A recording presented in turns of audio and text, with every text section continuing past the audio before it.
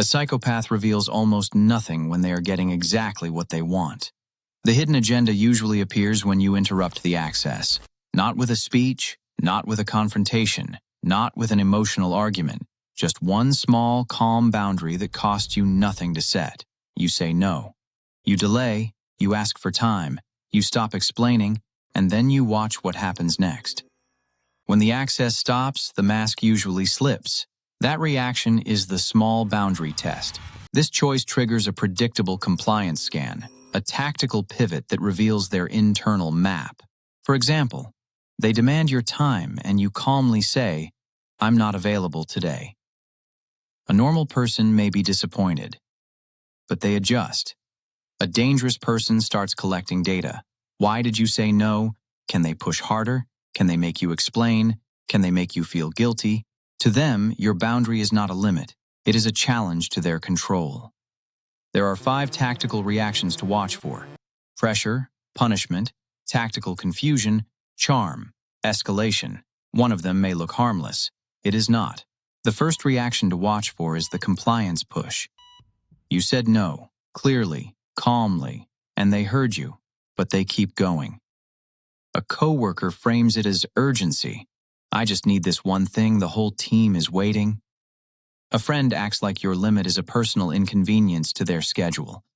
A partner treats your delay as a signal that something is wrong with the relationship. None of them are asking again because they missed the first answer. They heard it. They are testing whether your no is a wall or just the opening position in a negotiation. Their strategic goal is simple.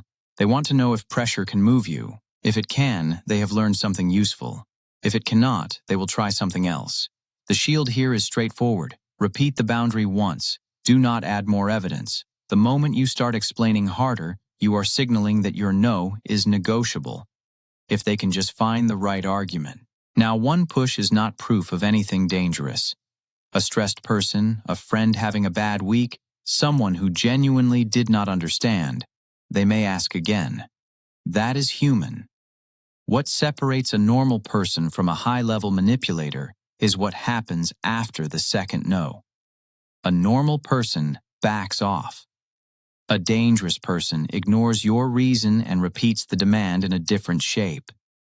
If the push does not work, they move to the next phase. The second reaction to watch for is the boundary penalty. They go quiet. They pull back. The warmth disappears. You can feel the coldness from across the room, and somehow, without a single word, you are being made to feel like you did something wrong. Their strategic goal here is different from the push. They are not trying to force the door open. They are waiting to see if your guilt is a more effective entry point than their pressure. The penalty is not always loud. Sometimes it is the mask of silence. And this is where the nuance matters, because not every withdrawal is a weapon. Someone who is autistic, anxious, or emotionally overwhelmed may go quiet after a conflict. That is not the same thing. An overwhelmed person needs space to regulate. They come back when they are ready, and they come back toward resolution. A punitive withdrawal is different. It is designed to make you repair what you did not break. The silence is not recovery. It is leverage. They are waiting for you to chase the warmth back. Do not chase it. Let the silence reveal the dependency. If the connection only returns when you surrender the boundary, that tells you exactly what the connection was built on. But some people do not punish you directly. They do something more subtle. They make you doubt your own no. The third reaction to watch for is the gaslight pivot. This one doesn't use pressure or silence, it uses disorientation. Since when are you like this? You're being dramatic. I'm worried about you. You never had a problem with this before. I'm just kidding. That last one is worth pausing on. They cross a line. You name it, and immediately the frame shifts. Now you are the one who cannot take a joke. Now you are the one who is too sensitive. Now you are defending your reaction instead of their behavior. Their strategic goal is not to win an argument. It is to move you from defending your boundary to defending your sanity. They are not just disagreeing with your limit. They are attacking your right to have it in the first place. The shield is this. Do not debate whether the boundary is reasonable. Return to the limit. The moment you step into the courtroom to prove your boundary makes sense, you have already left it. The gaslight pivot works when you leave the boundary and enter the courtroom. Stay out of the courtroom. Up until now, the reactions have been aggressive. But the most dangerous reaction is not a push.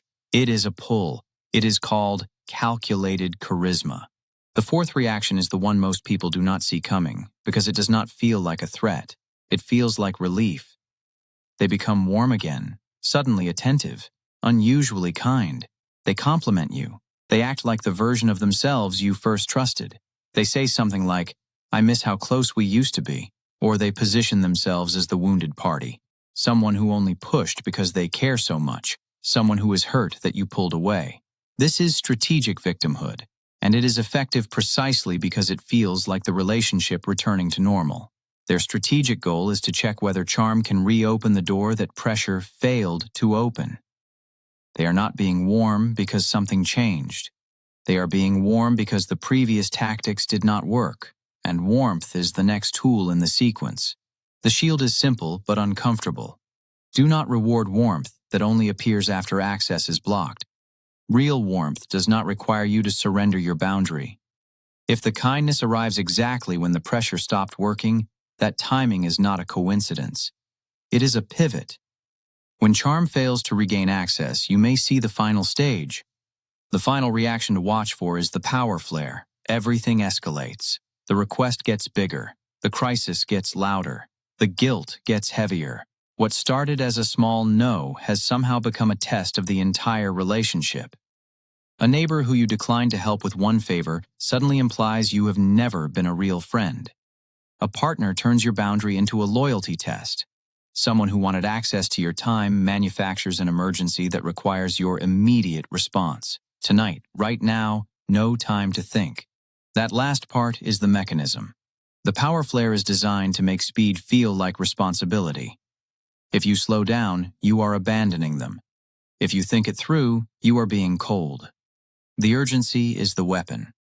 Their strategic goal is to check whether intensity can override your judgment.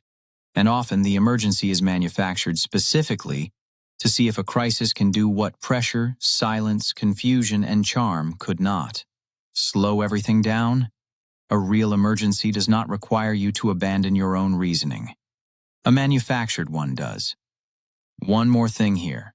If the reaction to your boundary feels physically volatile or immediately threatening, the test is over. This is not a moment for observation. Prioritize your safety and exit the situation. The goal of everything in this video is data collection, not winning a confrontation. One awkward reaction is not proof.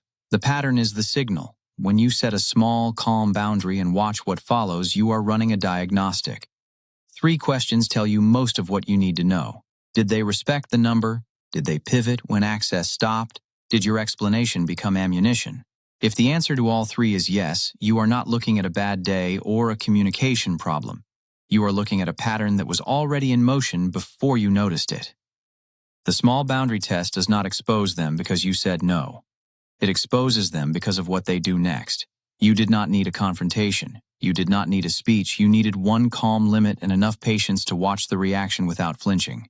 That reaction is the data. And if you want to see how the test starts before you ever say no, watch the video on the early signs a psychopath is testing you. Because the boundary is not where the sequence begins. It is where the sequence becomes visible.